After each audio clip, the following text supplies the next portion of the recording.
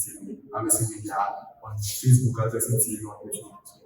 It's an interview here exclusively with Francis Xavier, affectionately known as Prof. Xavier, an aspirant for the presidential office of College of Humanities and Social Sciences. So we had a lot of visions for him when he's been given the power to become the president of the college. So with his visions, I would like to have an interaction with him for him to tell us his policies, what he's been given the power, what he's going to do for the college, to lift the college to the apex, what he's going to do, and then why he's contesting for this office. And then, as we all know, College of Humanities and Social Sciences is the largest college arguably in West Africa. And then he has taken the mantle to contest for a big office like a presidential office. I think he has a lot of visions for us. And then I'll have to link up with him and then I will ask him his visions, his policies, where he's been giving the power. So, to Prof. Xavier, I would like to introduce my guest here right now, officially, so that you know my guest on the show here on Albertson TV. Albertson TV on YouTube, on Facebook is Albertson Media. So, Prof, good afternoon, welcome to Albertson TV. Good afternoon. How are you doing? I'm doing great. So far, how has the feeling been? How has the environment been when you decided to contest for the presidential office? So far, it has been so thrilling, exciting, and wonderful. Sure. Yes. I can see the joy. I can see the support behind you, and I think I got grace during the day of elections. With your vision and with your ambitions, you are going to be given the power. To lead the college. And Prof, we are not going to waste much of your time, but I think you have a lot of things to do after here. We initially had an interaction on Twitter, but I think most of my followers were not on Twitter. So most people will benefit from that. We talked about something. Currently, you are the majority, or you've resigned. You've resigned for the role of the majority leader of the KMU Students Parliament. There was a bit of education. Then the last interaction of the college. The parliamentary house of the KUST institution. I asked you a question about whether the majority or the minority there's a position, something like a position in the parliament house, and you indicated that one, it's been different from the major parliament or the state parliament you have. Please, can you please brief us on that education so that your followers and my followers can benefit, students of KUST can benefit from it? Okay, thank you very much. So the national parliament and that of the KUST Students Parliament House, they are almost the same. The only difference is that our majority and minority caucuses are not based on political affiliations. We have different people from different political parties forming the minority caucus, and we have different political parties forming the majority caucus. I think the rationale behind this is to enable us as intellectuals, and for that matter, as students, to approach issues as they are, devoid of any political cast. So basically, this is the most distinctive difference between our parliament house and that of the national parliament. Okay, so someone like you initially, I thought this was more of political, like the MPP and the NDC in the state parliament, but now the explanation is clear. You can get down here on Albertson TV. With Albertson TV, we are going to bring you everything concerning education, concerning things you get so that you can broaden your mind when it comes to politics, when it comes to anything else you need to know. So, Prof, your ambitions of becoming the college president, what inspired you to contest for this office? Thank you very much. Before I start, I would like to say a good day to the good people of my noble college. That's the College of Humanities and Social Sciences. And I bring them greetings from my capable Vice President, Master Emmanuel Ojura. What motivated me to come back to contest for the presidency of my noble college is because of the passion I have to serve my people. And it was motivated once again by the vision I have for the college. I envision to establish an entrepreneurial-driven strategic empowerment and a paradigm of opportunities field association in order to make the students of my college an icon of change and transformation thereby making College of Humanities and Social Sciences the most reputable students association on campus. This is the inspiration, and that is why we are fighting persistent to make sure that this vision comes to reality. Okay. The vision come towards it. You talk of one, you introduce your running mates during this election. I saw initially I thought Emmanuel Ojari said was contesting for the Senate president as you are doing right now. So why is it that he has now come and he's now your running mate during this election? Oh, that's amazing. The main purpose of leadership here on campus is to impact students. It's about the welfare of students. Yes, it's true. Emmanuel Odra was aspiring to be our noble college president. I met him. I shared with him my vision for the college. I shared with him my ideas. I shared with him my ideologies. And you know what? We got similar ideologies for the college. Oh, that's good. Yes, so we decided to come together. It doesn't matter who becomes the main president, who becomes the vice. What is important is the work. So he accepted to become my vice does not show that he is not qualified or was not qualified to become the president. He is 100% qualified. But our mission is to impact our people. Okay, so Mr. Emmanuel Ojara here is standing just behind Prof. Xavier. So I welcome Mr. Emmanuel Ojara right here on the show, Albertson TV on Facebook, on YouTube and Albertson Media on Facebook. So you can subscribe to our YouTube channel on YouTube, which is Albertson TV. You can follow us and like our page on Facebook, which is Albertson Media. Emmanuel Ojara, welcome to Albertson TV. Thank you. Okay, so Prof. Xavier decided to take you as a running mate for this election. You dropping down as for the position of the college president to become the running mate of your opponent. How does it feel like? How do you take this offer from Prof. Xavier? All right, thank you very much for this opportunity. I hereby thank all the viewers of Albertson TV. Okay. All right. My decision to Vice Master Francis Xavier isn't something normal, or it's not something that is unproductive. It is a productive something, because, as he said, he made mention of it in his speech, that we have similar vision and the mission statements. And so upon deliberating with him, I realized he is the partner that I can join hands with, I can move with, in order to effect the change that we want to see in our noble college. I am aware, according to the constitution of our noble college, College of Humanities and Social Sciences, that the vice president, anyone who becomes the vice president according to Article 25 clause 1 to 9, it talks about the duties of the vice president. And the duties of the vice president, one of them is that he is the chair of the board for the welfare committee.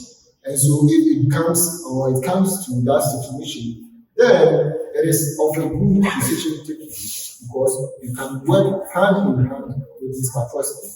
In times of economic hardship like this, we need student leaders or student leaders who want to impact the life of students from various angles. Yes, that is how come I have come into contact with Master Francis Xavier. So I think it was an easy decision. I think it was not a difficult or decision because you have the same mission and the same ideologies. Yes. Somehow I would say it was difficult, but then it wasn't difficult since I have the people at heart. Because leadership is about ruling. The people you are ruling is those who are your followers. And so upon hearing to his voice or hearing to his petition before me, I realized that we have the same ambition. And so since we have the same ambition, what prevents me from merging with him? I think if we merge with him, we can do good, and then we can do the best we can. Okay, merging with him, you can do good for the college.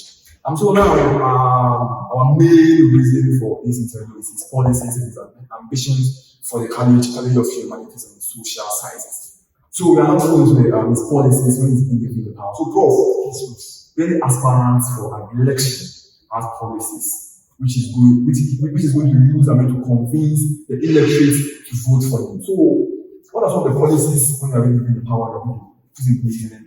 We the members, or we the electorate who vote for you, be proud of you after the turn out office. Okay, thank you very much for the question.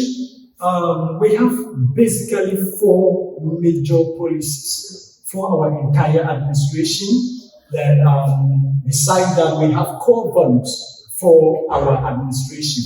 So now the number 1 policy that we want to give to the people of the College of Humanities and Social Sciences is what we title the Continuous Sustainable Entrepreneurship Program. Continuous Sustainable Entrepreneurship Program. This policy has 4 packages. The first one has to do with the Course Premier Challenge. The Course Premier Challenge is a policy that we will bring all the 3 faculties, in fact, the 2 faculties and the School of Business together. We are going to form limited teams from these 3 faculties. Let me use the word 3 faculties. So that they will come out to compete, bring out an idea, a business idea. And you see, after we done that, we also work in collaboration with some organizations and business enterprises to come and take control, to observe this competition. The team that will emerge winners, we are going to support them with some kind of finances, and the organizations and NGOs that will be present will pick up those things, mentor them, and make sure that they bring those ideas to reality. So that is number 1 under the Continuous Sustainable Entrepreneurship Program. Now the second one has to do with the Skills Training Hub. Over the years, we have realized that our washrooms in this college and even our sister colleges, usually the school authorities go outside there to buy things like the liquid soap, the floor wash, the after wash, the detergent, and everything for the cleaners to use to clean our places. We believe that there is time for us to change that narrative. So we have taken the steps and have spoken with Heroes Enterprise. Heroes Enterprise are specialized in the production of these things. And if God permits and we come into power, we've entered into negotiations with them. They will come and train our own students how to produce these things, the liquid soap, the Dettol, and what I just mentioned. Now, when our students are able to learn how to produce these things, the third policy under it is that we are going to establish what we call the Course Business Enterprise. That is where the production and the storage of these things will be taking place. Now, we will negotiate with our authorities in our college and the other colleges to patronize what our students will produce. And let me tell you, once this is able to come into reality, definitely we are going to generate revenue from it. We will sell those products at a minimum cost for our people. The money generated will be used to add up to our welfare package. In fact, when I get to the welfare, I will highlight something there for you. Now, also bear in mind, the production definitely students that will be working, so definitely people will be employed temporarily. Yes, we might not be able to give them enough, but at least every month they can get something small. And the truth is that we will not be able to employ every student that learns the skill. But the good thing is that those students can be able to create jobs for themselves and even for others. That is the rationale. We want to raise and support students entrepreneurs so that they can invest in their groundbreaking skills. The last one under this policy is what we call the entrepreneurship seminars.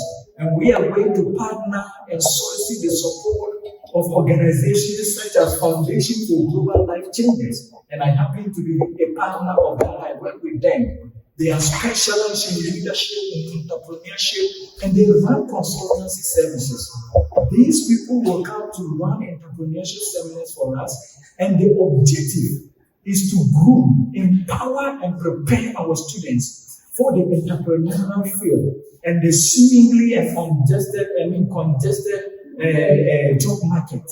That is the rationale behind this policy. Now, the policy number 2 we are going to look up to is what we call the relief project. And this relief project has 2 packages. We have the welfare package and the infrastructure package. Now, the welfare package, we are going to reinstate the cost buffer fund. It used to be there, but currently it is no longer there. It has all been converted to cost food house. It is good, food is good, but we need to run that one in addition. I know a lot of questions people will be asking, how are you going to get the money to run this too? You remember we are running an entrepreneurship program, and definitely we will negotiate with authorities to patronize our products. So the money generated there will be added up to the welfare fund, and that will be used to assist students. Now the infrastructure project, when you take a good look at KSB, and take a good look at social sciences and faculty of law, especially during exam times, students are expected to stand outside under the scorching sun till it is time before they will enter and write their exams. That is why we want to establish summer houses, well-furnished summer houses, so that these students can be able to sit there comfortably, go through even 1 or 2 things before they enter to write their exams. And if you take a look at some facilities on campus, especially the central classroom block we call CCB, the central classroom block, CCB, usually when there is light out, it interrupts teaching and learning. But there is a power plant close by, and it works at the lecture theater behind CCB, and it works at Kesseley. So at least when we come into power, we will negotiate with authorities to see how best we can extend that services to the CCB. And as I already said about the summer house, we are going to work with the various faculties president and the KSB president to make sure that we bring to bear this vision. The other one, the third policy I would like to talk about is what we call the course development help desk. The course development help desk. And one of the policies under it is what we call the internship program. We realize that when students want to go and do the internship, they struggle a lot before they can get a place to do their internship. So we want to take it upon ourselves to go and solicit for some slots from organizations, both private and public, so that we can give this support to our students. And the rationale is to enable our students to get the true work experience that are always required by most employers across the world. That is the rationale behind that. Then the other one we also talk about is what we title intergoning.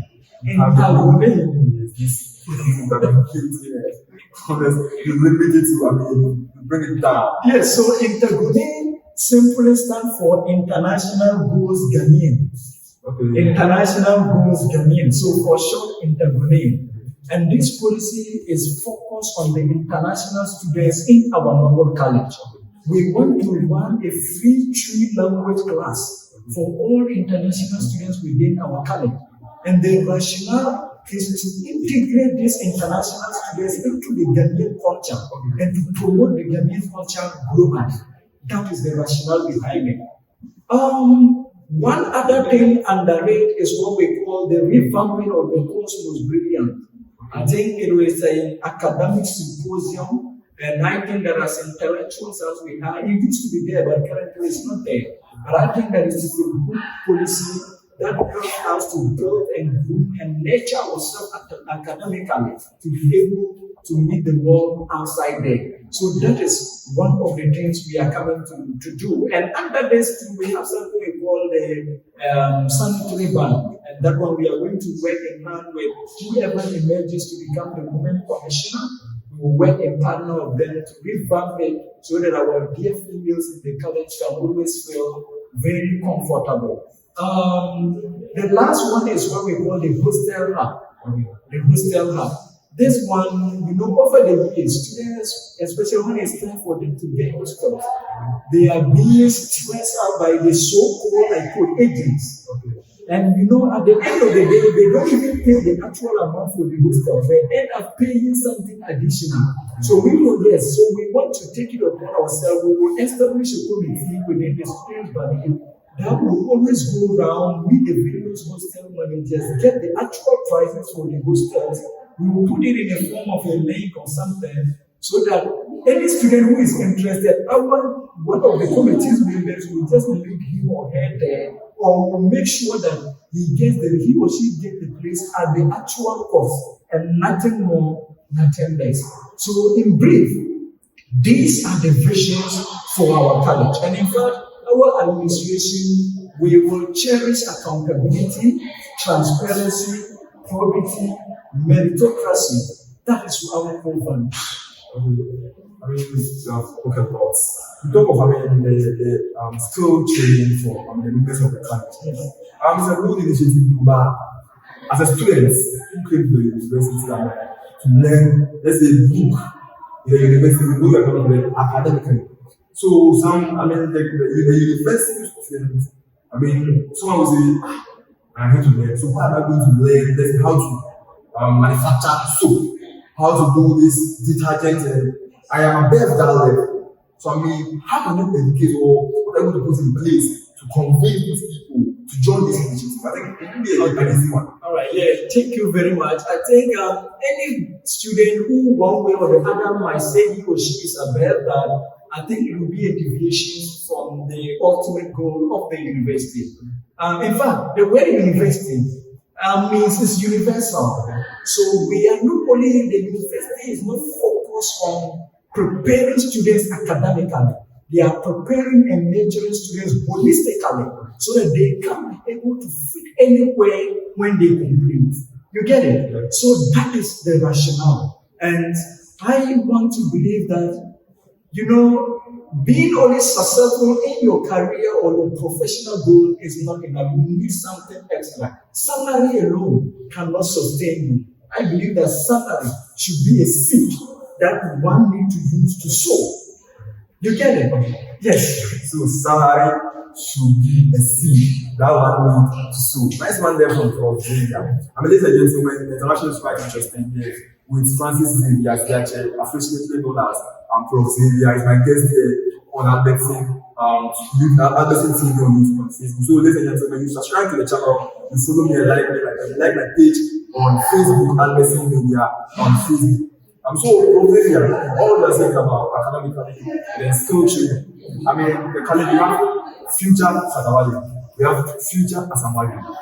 So if all of this is about academically and skill training, what are you going to do with both people interested in sports and academics? Okay, so I think our vision statement is very clear. We made mention that we want to establish an strategic empowerment and a paradigm-filled opportunities association. So making mention of the word strategic empowerment, it means that we will study the dynamics, we will study what is going on, then we move according to the trend. You get it? Yes, but to just add to that, if you take if you throw a cast at faculty of law, I think for the years they have been struggling to get a history giant over there. And if you go there, there are PA systems and they have a lot of broken events. And what I've done, and I took the step to interrogate more, to speak with their executives.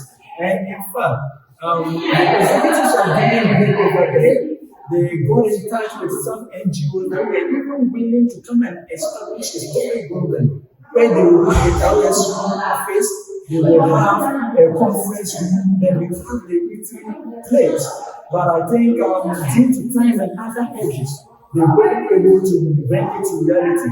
And if given the opportunity, we will negotiate with the presidents there, will work hand in hand with them to see how best we can revive and make sure that project comes to pass. Talking of policies, we are talking about policies, the ambitions and visions of Prof. Xavier when to lead the college for 2022. Let's say 2023, the year, in front of us. Prof, we have a new blog here. Which students have to come from, the system that we are going traffic like this to have their lectures. I mean, the talking of the shuttle, but the distance is too far. It's a bit far. You can see other colleges like the College of Science, let me take that one as reference. But sometimes they get down in front of their college, the pharmacy block. I mean, you take the shuttles and go to where some classes, let's say, let's say Gaza. I mean, so we the social science students, we sometimes we struggle to get a shuttle, the commercial shuttle that everyone needs to come to. I mean, let's say yes, you come and have, because we have arts here, with the arts students here, we all take the same shuttle, that's the shuttle. I mean, sometimes we find it difficult with the shuttle. What I can do about it, these difficulties in coming there, sometimes you have about, let's say, 15 minutes to have a classes. But due to the distance, you just visit the lecturer will just sack you out of his class and we're late. So for that one, what I will do about it, the distance from that place is okay. So with regard to that, if I will promise the people of my college that I'm going to provide buses and what have you, I might be telling a lie. But this is what I will do. Being the president of the College of Humanities and Social Sciences, I will be representing my people in the SIC Parliament House. And attendance is more central to the SIC. And once I will be part of the SIC Parliament House, that will be a point of advocacy that I will advocate in the House to ensure that they take a step further to increase the number of shuttles that will always be available for students. And another thing I will also be advocating seriously is that if you look at the college, usually we even have some lectures that close around 7 to 8 p.m. And meanwhile, the shuttle services usually close sometimes around 6 p.m. So when students close, they are compelled to walk. Others are from far away. So what I'm going to do is I will advocate for extension of the shuttle services to 8 p.m. when I get to the SIC Parliament. Or if that will not be possible, then we will advocate to see if they can restructure the lecture time in a way that it will not go deep into the night. This is what I think, and I believe we will do. Okay, what about Prof? You are contesting with different people. Yes. Different people with different ideologies, different ambitions, different missions. I mean, someone might have, a vision or an ambition or a policy. If for election you vote for only one person, so due to that, you are not giving the power. He was not giving the power. So you solicit for their support. You take ideas from them so that we can help grow the community. Yes, our college, if you look at the core values of our college believes in diversity and equal opportunities. Our college believes in leadership in innovation and technology. Our college believes in integrity and stewardship of resources. Our college believes in culture of excellence. My doors are always open. And if any of them have any good idea that they think if they bring it on board, it will make sure to help our college to grow, it's fine. And if I am stranded during my administration, why not? I will feel free to solicit for their ideas. And not even only them, but to the entire students body, because it is because of them we are made leaders. And we need to have a listening ear to them. So we will listen and see how best we can put things together and make sure that our college continue to move higher and become the most reputable association that we envision. Prof. Francis Xavier, the aspirant for College of Humanities and Sciences, with his guest running it, Mr. Emmanuel Mujra. So I wish you let's say shift to Emmanuel Mujra. Mr. Your boss has spoken, let's say for now, so just because so he has spoken already. So what do you have to add? All right. I said it also. And as the chair of the welfare committee in Parliament, that's Cross Parliament. One of the policies that I would strike or I would stress on is the policy of bringing back the cost welfare fund. We have something we call cost welfare fund. It's a scholarship in the fund. And we think in times of economic hardship like this, we need to reinvest it so that we can help our students, we can help our people in the college with this fund. Recently, the incumbent administration converted it to cost harm, but it is good though. We think we need to bring it back to cost buffer. We need to scrap some percentage of it and to make 30% of that total fund as the cost harm, and then make the 70% of the rest of the amount, that's the 70% as the cost buffer. That is going to be good in the sense that in times of economic hardship like this, students, you see, recently we have a lot of students who were deferred as inability to meet the students and the university's policy on fees payments. That's 70%. You get it. And I think it's all because of this economic hardship. And this is why we have college executives or student leaders. We need to advocate for students. In fact, we can do our best. And I think this is one of the ways or the routines we can use to help student leaders. As we are always in for the people in the college, this is one of the things we do for them. So, the international side already said this with Prof. Xavier's team. Prof. Xavier is the presidential candidate for the FMNN. Mr. Emmanuel Ujra is his running mate. They are contesting for the presidential office of College of Humanities and Social Sciences. Prof, you said a lot, but the time is fast spent. You don't have time outside. I think you have a lot of things to attend to. So, what are the final words for people? Okay, so I will tell the good people of the College of Humanities and Social Sciences that come 25th of July 2022, that's next week Monday, when they go to the polls to vote for Xavier, they have voted for Emmanuel Ojura, they have voted for advocacy, and they have voted for competency. I wish them well, and it is my prayer that may God bless our local college and make us great and strong. Thank you. Thank you. May God bless our local college and make us great and strong. Mr. Emmanuel Ojura, find out. All right. My final words to the people of course is that they should come up boldly and they should come up confidently on the date of 25th, which is come Monday's week, 25th of July 2022. They should all come up boldly. I urge all the people of KSB, I urge all the people of social sciences, and I urge all the people of faculty of law to rally their support behind Xavier Ojura's administration so that we will be able to effect a significant change before we leave office by casting their votes for us. Thank you. Thank you to Prof. Xavier, Xavier. Thank you for honoring our invitation. We are grateful. We are grateful for having us on Albertine TV. Okay, thank you very much. So, it's Albertine TV on YouTube, Albertine Media on Facebook. So, ladies and gentlemen, we are going to end our exposing interview here with Prof. Xavier. So, see you soon next week with another guest here on the show.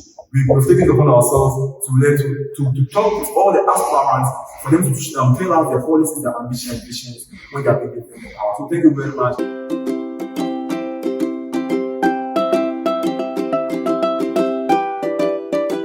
We are going to end our